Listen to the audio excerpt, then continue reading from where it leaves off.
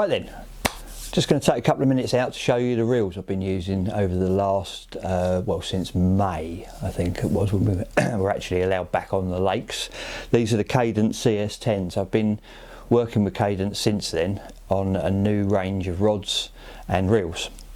The guy who owns Cadence, James, is a long-standing friend of mine. We've actually travelled the world together whilst working for Pure Fishing back in the day, doing product development. I used to do the carp and he used to do the match. They're quite a well-established brand in the match sector, and they want to go over to carp fishing, and I've had the opportunity to help them do that. So, as I say, to start off with the reels, the rods are still in development. I've been using these since May in all sorts of conditions, to be honest. Started off on the Island Lake, where, yeah, it's boat fishing, it's heavy duty fishing. I'm fishing at anything up to 200 yards range a lot of the time. When the weather whips up, I'm using 10-ounce leads, which puts a lot of strain on a reel. If there's if there's going to be a problem with a reel, you're going to find it cranking in 10 ounces of lead from 200 yards basically. I've had zero problems with them. I think they're beautiful reels. There's a lot of carbon used in their manufacture, including carbon drag washers, which are beautiful. When you get a fish on one of these, they absolutely purr. They're a beautiful sound. They're very lightweight, as they would be with that amount of carbon used in them. Incredibly smooth reels, and like I say, the line lay is perfect. I'm a braid user, as a lot of you that follow any of my stuff will know. Braid will show up any faults with line lay, so much more than monofilament, and as you can see from those, they're perfect. They come in two sizes, the 7500 and the 5500, just a smaller one.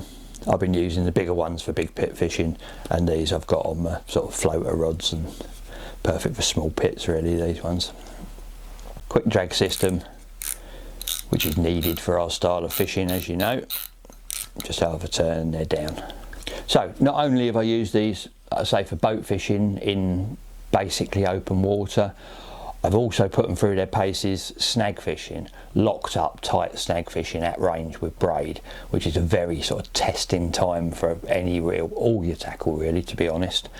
I've had fish to 54 pounds fishing up against snags at ranges of anything up to 140 yards.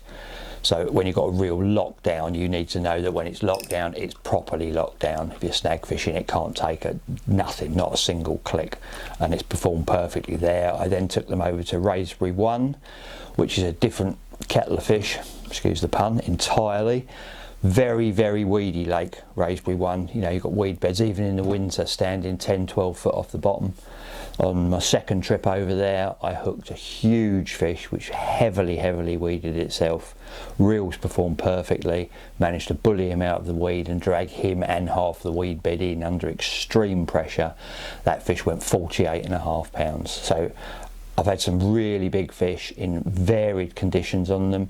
I had a leather just under 40 pound fishing just under the rod tips. I haven't really asked them a question that they haven't been able to answer as yet. So that's where we are with them. If you are interested, you know, in upgrading your reels or changing your reels, getting new reels, whatever, there's a deal going on at the moment on these particular reels. The larger ones, well, on both is the same. It's 20% off of a single reel, or if you buy two at the moment, I think it's running for a month from now. If you buy two, you get one free. So the bigger ones, which are normally retail at around 150 quid each, if you're getting three of those, it's only going to cost you 300 quid. So if you're wanting to upgrade, now's a good time to do it, to be honest. I can't recommend them enough. You know, people that follow my stuff know that I am a little bit of an animal when it comes to my tackle. I don't look after it as a lot of people do and should. I haven't damaged a single reel since May. You know, these are the reels I was given in May. I'm still using them now. I've literally just taken that off my rods over there to show you. Anyone that knows me well will know that that is a testament indeed that I haven't managed to make a dent in them. And I haven't been able to say that for a long while. So there you go. Cadence CS10 long cast carp reels. If you're in the market for an upgrade, give them a look. The link's below. Cheers.